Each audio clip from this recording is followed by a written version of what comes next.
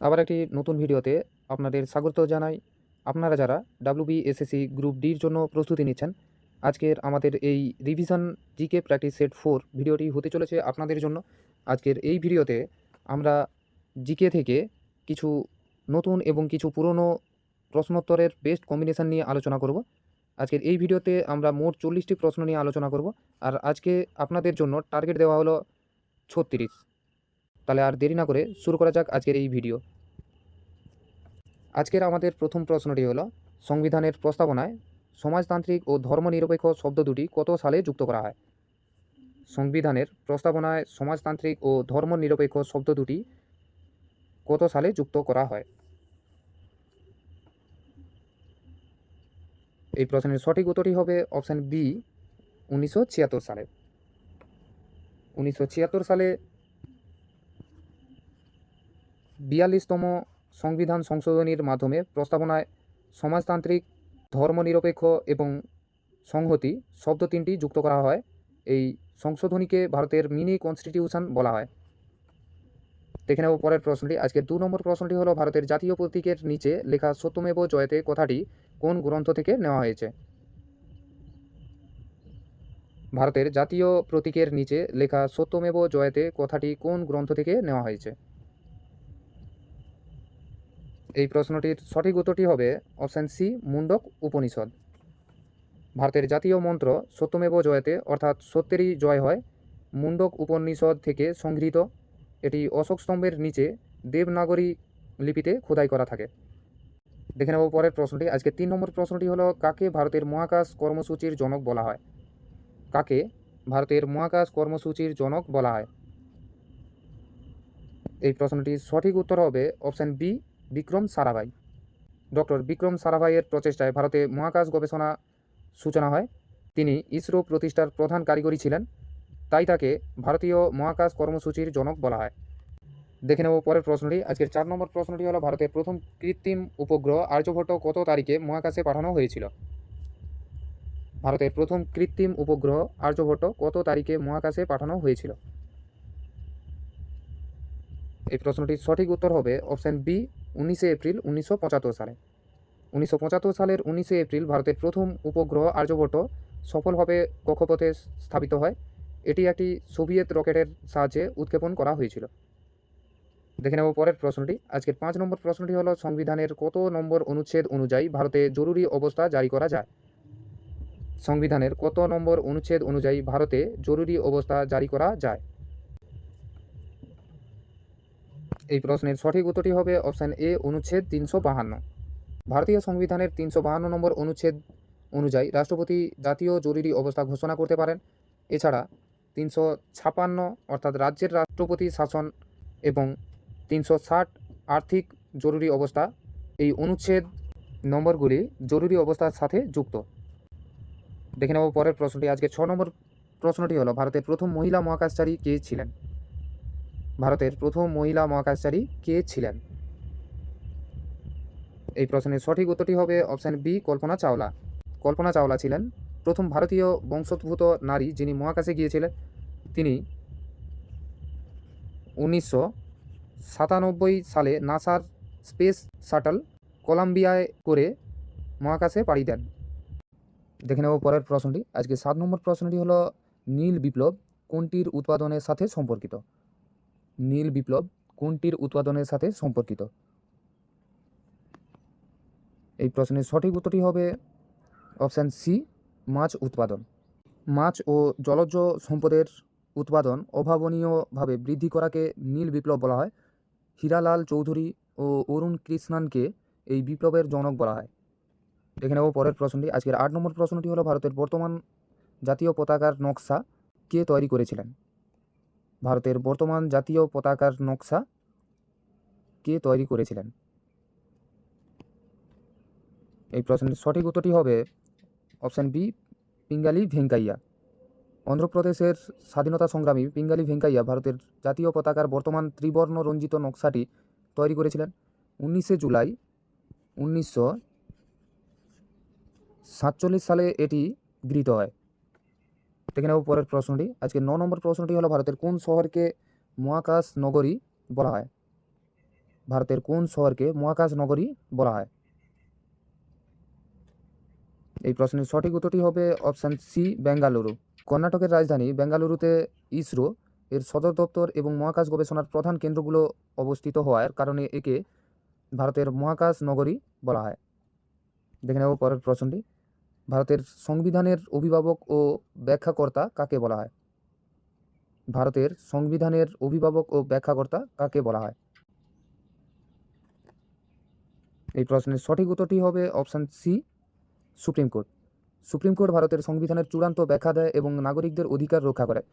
সংবিধান বিরোধী কোনো আইন তৈরি হলে সুপ্রিম কোর্ট তা বাতিল করতে পারে। দেখে নেব পরের প্রশ্নে। 11 নম্বর প্রশ্নটি হলো, ভারতে পোখরান-1 পারমাণবিক পরীক্ষা কত সালে হয়েছিল?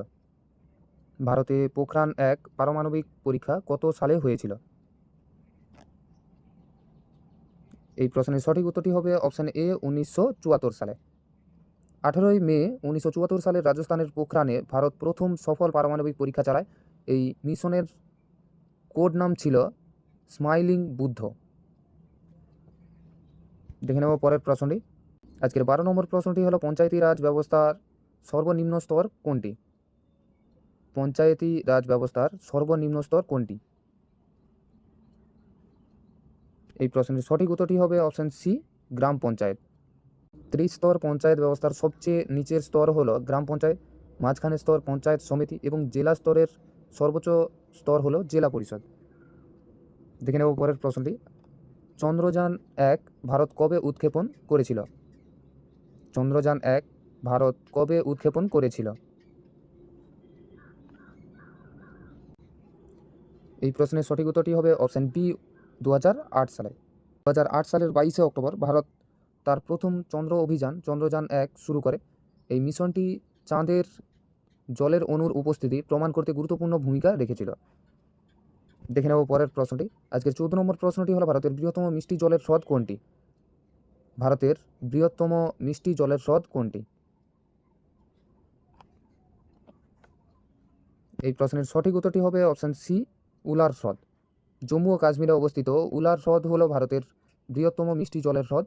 অন্যদিকে উড়িষ্যার চিল্কা হলো বৃহত্তম নোনা জলের হ্রদ। দেখে নেব পরের প্রশ্নটি। আজকের 15 নম্বর প্রশ্নটি হলো, ভারতের রাষ্ট্রপতি হতে গেলে ন্যূনতম বয়স কত হতে হয়? ভারতের রাষ্ট্রপতি হতে গেলে ন্যূনতম বয়স কত হতে হয়? এই প্রশ্নের সঠিক উত্তরটি হবে অপশান সি, 35 বছর। ভারতীয় সংবিধান অনুযায়ী রাষ্ট্রপতি বা উপরাষ্ট্রপতি পদের প্রার্থী হতে গেলে ব্যক্তিকে অবশ্যই ভারতীয় নাগরিক হতে হবে এবং তার বয়স অন্তত 35 বছর হতে হবে। দেখে নেব পরের প্রশ্নটি। আজকের 16 নম্বর প্রশ্নটি হলো, ভারতের প্রথম মিসাইল বা ক্ষেপণাস্ত্র কোনটি? ভারতের প্রথম মিসাইল বা ক্ষেপণাস্ত্র কোনটি? এই প্রশ্নের সঠিক উত্তরটি হবে অপশান সি, পৃথ্বী। 1988 সালে ভারত তার প্রথম দেশীয় প্রযুক্তিতে তৈরি ব্যালিস্টিক মিসাইল পৃথ্বী সফলভাবে উৎক্ষেপণ করে। দেখে নেব পরের প্রশ্নটি। আজকে 17 নম্বর প্রশ্নটি হলো, ভারতের জাতীয় ক্যালেন্ডার শকাব্দ কবে গৃহীত হয়? ভারতের জাতীয় ক্যালেন্ডার শকাব্দ কবে গৃহীত হয়? এই প্রশ্নের সঠিক উত্তরটি হবে অপশান বি, 1957 সালে। 1957 সালের 22শে মার্চ ভারত সরকার শক ক্যালেন্ডারকে জাতীয় ক্যালেন্ডার হিসেবে গ্রহণ করে। এটি 78 খ্রিস্টাব্দ থেকে গণনা করা শুরু হয়। দেখে নেব পরের প্রশ্নটি। মৌলিক অধিকার লঙ্ঘিত হলে সরাসরি সুপ্রিম কোর্টে যাওয়ার অধিকার কত নম্বর অনুচ্ছেদে আছে? মৌলিক অধিকার লঙ্ঘিত হলে সরাসরি সুপ্রিম কোর্টে যাওয়ার অধিকার কত নম্বর অনুচ্ছেদে আছে? এই প্রশ্নের সঠিক উত্তরটি হবে অপশান সি, 32 নম্বর অনুচ্ছেদ বা অনুচ্ছেদ 32। অনুচ্ছেদ 32 নাগরিকদের সাংবিধানিক প্রতিবিধানের অধিকার দেয়। এর মাধ্যমেই সুপ্রিম কোর্টে নাগরিকদের মৌলিক অধিকার রক্ষার রিট জারি করতে পারে। দেখে নেব পরের প্রশ্নটি। আজকের 19 নম্বর প্রশ্নটি হলো, ভারতের উচ্চতম শৃঙ্গ কাঞ্চনজঙ্ঘা কোন রাজ্যে অবস্থিত? ভারতের উচ্চতম শৃঙ্গ কাঞ্চনজঙ্ঘা কোন রাজ্যে অবস্থিত? এই প্রশ্নের সঠিক উত্তরটি হবে অপশান বি, সিকিম। সিকিম রাজ্যে অবস্থিত কাঞ্চনজঙ্ঘা হলো ভারতের সর্বোচ্চ এবং বিশ্বের তৃতীয় উচ্চতম শৃঙ্গ। আরেকটা জিনিস মনে রাখবে, K2 কিন্তু বিতর্কিত ও অধিকৃত কাশ্মীরে অবস্থিত। অর্থাৎ পিওকেতে এই কেটু অবস্থিত। দেখে নেব পরের প্রশ্নটি। আজকের 20 নম্বর প্রশ্নটি হলো মঙ্গলযান মিশন ভারত কত সালে সফলভাবে সম্পন্ন করে? মঙ্গলযান মিশন ভারত কত সালে সফলভাবে সম্পন্ন করে? এই প্রশ্নের সঠিক উত্তরটি হবে অপশান বি 2014 সালে। 2013 সালে উৎক্ষেপণের পর 5ই নভেম্বর 2014 সালে ভারত প্রথম চেষ্টাতেই মঙ্গলের কক্ষপথে মহাকাশযান পাঠাতে সক্ষম হয়। ভারত প্রথম এশিয়ান দেশ হিসেবে এই কৃতিত্ব অর্জন করে। দেখে নেব পরের প্রশ্নটি। আজকের 21 নম্বর প্রশ্নটি হলো ভারতের কোন রাজ্যে প্রথম পঞ্চায়েতি রাজ ব্যবস্থা চালু হয়? ভারতের কোন রাজ্যে প্রথম পঞ্চায়েতি রাজ ব্যবস্থা চালু হয়? এই প্রশ্নের সঠিক উত্তরটি হবে অপশান সি রাজস্থান।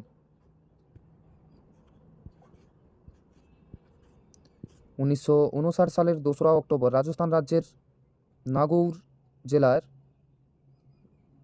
জওহরলাল নেহেরু প্রথম পঞ্চায়েতি রাজ ব্যবস্থা উদ্বোধন করেন। দেখে নেব পরের প্রশ্নটি। আজকের 22 নম্বর প্রশ্নটি হলো ভারতের প্রথম লোকপাল কে নিযুক্ত হয়েছিলেন?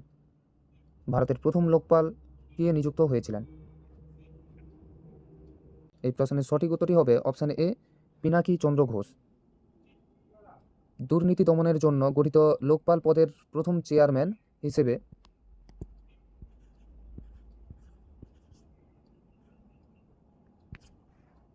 2019 সালে বিচারপতি পিনাকি চন্দ্র ঘোষ নিযুক্ত হন। দেখে নেব পরের প্রশ্নটি। আজকে 23 নম্বর প্রশ্নটি হলো ভারতের দীর্ঘতম জাতীয় সড়ক কোনটি? ভারতের দীর্ঘতম জাতীয় সড়ক কোনটি? এই প্রশ্নের সঠিক উত্তরটি হবে অপশান সি NH-44। NH-44 হলো ভারতের দীর্ঘতম জাতীয় সড়ক। এটি শ্রীনগর থেকে শুরু করে কন্যাকুমারী পর্যন্ত বিস্তৃত, যার দৈর্ঘ্য হলো প্রায় 3745 কিমি। দেখে নেব পরের প্রশ্নটি। আজকের 24 নম্বর প্রশ্নটি হলো ভারতের সংবিধানের প্রস্তাবনাটি কোন দেশের সংবিধান থেকে নেওয়া হয়েছে? ভারতের সংবিধানের প্রস্তাবনাটি কোন দেশের সংবিধান থেকে নেওয়া হয়েছে? এই প্রশ্নের সঠিক উত্তরটি হবে অপশান বি আমেরিকা। প্রস্তাবনার ধারণাটি আমেরিকা সংবিধান থেকে নেওয়া হয়েছে, তবে প্রস্তাবনার ভাষা বা শৈলীটি অস্ট্রেলিয়ার সংবিধানের দ্বারা প্রভাবিত। দেখে নেব পরের প্রশ্নটি। ইসরো এর বর্তমান চেয়ারম্যানের নাম কি? ইসরো এর বর্তমান চেয়ারম্যানের নাম কি?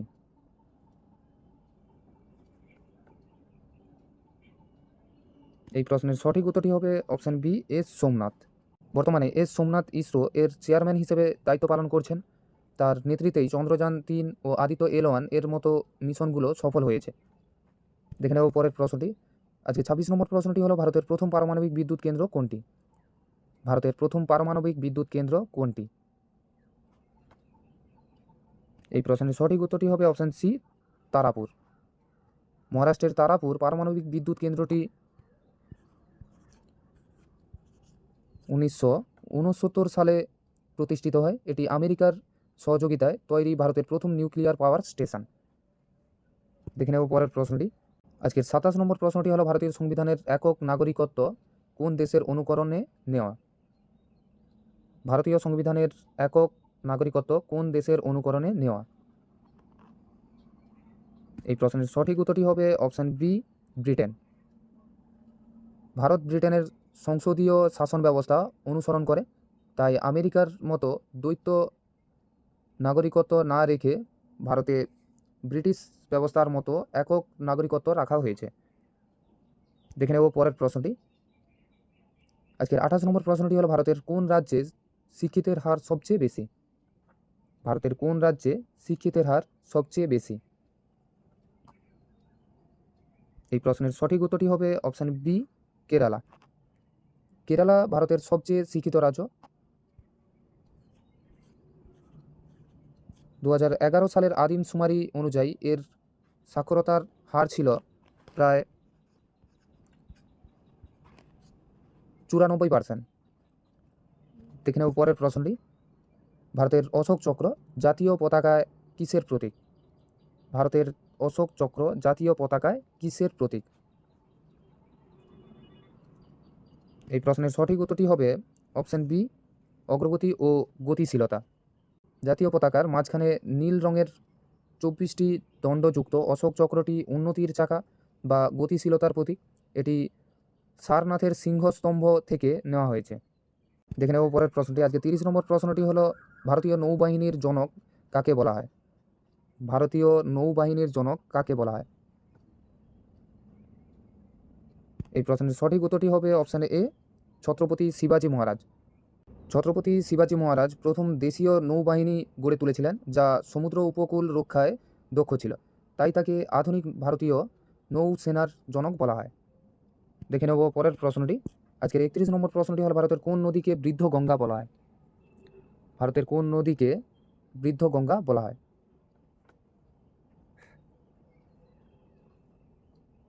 এই প্রশ্নের সঠিক উত্তরটি হবে অপশান সি, গোদাবরী। গোদাবরী নদীকে তার দৈর্ঘ্য ও বিশালত্বের কারণে দক্ষিণ ভারতের গঙ্গা বা বৃদ্ধ গঙ্গা বলা হয়। এটি দক্ষিণ ভারতের দীর্ঘতম নদী। দেখে নেব পরের প্রশ্নটি। আজকের 32 নম্বর প্রশ্নটি হলো ভারতের রাষ্ট্রপতিকে শপথ বাক্য পাঠ করান কে? ভারতের রাষ্ট্রপতিকে শপথ বাক্য পাঠ করান কে? এই প্রশ্নের সঠিক উত্তরটি হবে অপশান সি, সুপ্রিম কোর্টের প্রধান বিচারপতি। ভারতের প্রধান বিচারপতি রাষ্ট্রপতিকে শপথ পড়ান। প্রধান বিচারপতি অনুপস্থিত থাকলে সুপ্রিম কোর্টের প্রবীণতম বিচারপতি এই দায়িত্ব পালন করেন। দেখে নেব পরের প্রশ্নটি। আজকে 33 নম্বর প্রশ্নটি হলো ভারতের প্রথম সুপার কম্পিউটারের নাম কি? ভারতের প্রথম সুপার কম্পিউটারের নাম কি? এই প্রশ্নের সঠিক উত্তরটি হবে অপশান বি, পরম 8000। পরম 8000 হলো ভারতের প্রথম দেশীয় প্রযুক্তিতে তৈরি সুপার কম্পিউটার, যা 1991 সালে CDAC দ্বারা তৈরি করা হয়েছিল।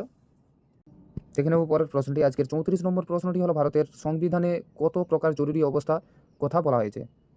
ভারতের সংবিধানে কত প্রকার জরুরি অবস্থার কথা বলা হয়েছে? এই প্রশ্নের সঠিক উত্তরটি হবে অপশান সি, 3 প্রকার। সংবিধানে 3 ধরনের জরুরি অবস্থা আছে। প্রথমত জাতীয় জরুরি অবস্থা, আর্টিকেল 352। দ্বিতীয়ত রাজ্যে শাসনতান্ত্রিক অচলাবস্থা, আর্টিকেল 356। 3 নম্বর হলো আর্থিক জরুরি অবস্থা, আর্টিকেল 360। দেখে নেব পরের প্রশ্নটি। আজকের 35 নম্বর প্রশ্নটি হলো ভারতের উচ্চতম বাঁধ কোনটি? ভারতের উচ্চতম বাঁধ কোনটি? এই প্রশ্নের সঠিক উত্তরটি হবে অপশান সি, টিহরি বাঁধ। উত্তরাখণ্ডের ভাগীরথী নদীর ওপর নির্মিত টিহরি বাঁধ হলো ভারতের উচ্চতম বাঁধ। উড়িষ্যার হীরাকুদ হলো দীর্ঘতম বাঁধ। দেখে নেব পরের প্রশ্নটি। আজকের 36 নম্বর প্রশ্নটি হলো স্বাধীন ভারতের প্রথম শিক্ষামন্ত্রী কে ছিলেন?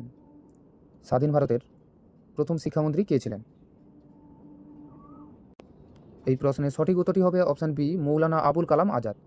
মৌলানা আবুল কালাম আজাদ ছিলেন স্বাধীন ভারতের প্রথম শিক্ষামন্ত্রী। তার জন্মদিন 11 নভেম্বর ভারতে জাতীয় শিক্ষা দিবস হিসেবে পালন করা হয়।